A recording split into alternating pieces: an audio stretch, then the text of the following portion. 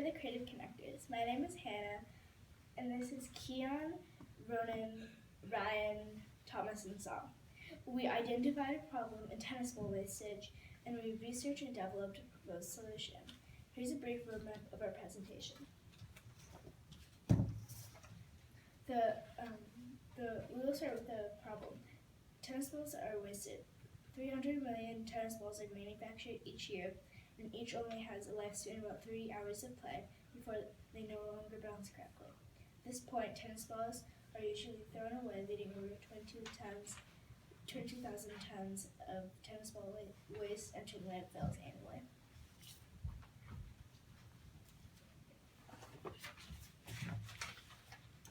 So why are tennis balls thrown away, you may ask? After use, tennis balls lose their bounce when the internal pressure decreases too far. In addition, after extended use, the fuzz wears out and they no longer spin correctly. However, they lose their bounce much sooner than felt fuzz wearing out. Moving on to impacts. As we said, over 22,000 tons of used tennis balls are entering landfills each year.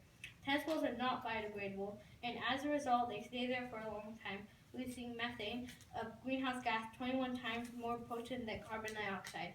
So in addition to filling up landfills, old tennis balls pollute the atmosphere and contribute to global warming.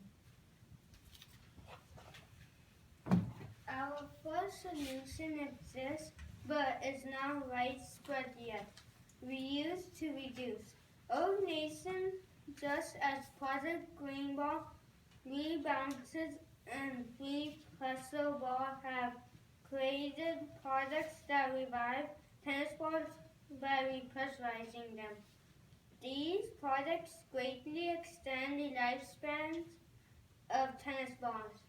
If this solution is applied over a large scale, the number of tennis balls that needed to be created will also be reduced.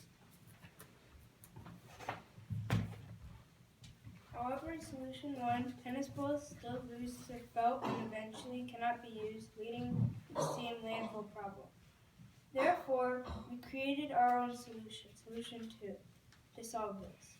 First, tennis balls can be cut and turned into crafts or chair-leg sliders. Projects like these are great as they're the most efficient form of recycling, but only so many tennis balls can be used for this purpose.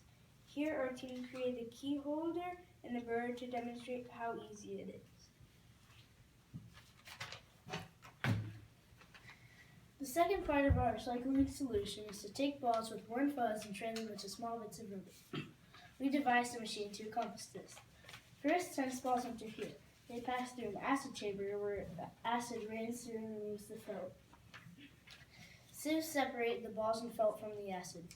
Acid is pumped back through the chamber while felt is removed for collected to be recycled. The now feltless rubber balls continue through the chamber and enter the chopper. Here, blades spin like in a blender and chop the balls into tiny shreds that are collected. This recycled rubber can be used for many applications. It can be used for artificial turf, shock-absorbent playground sandbar, recreational sport courts, or mulch for plants. Rubber mulch would prevent weeds from growing and limit evaporation to save water, which would help in places with droughts like California. The tennis ball muncher will be used on many scales. Different size products will be available. A. Tennis clubs can have a small muncher to create mulch for local use. B. Recycling and landfill facilities might be an industrial-sized muncher to efficiently recycle the balls and send the rubber for repurposing.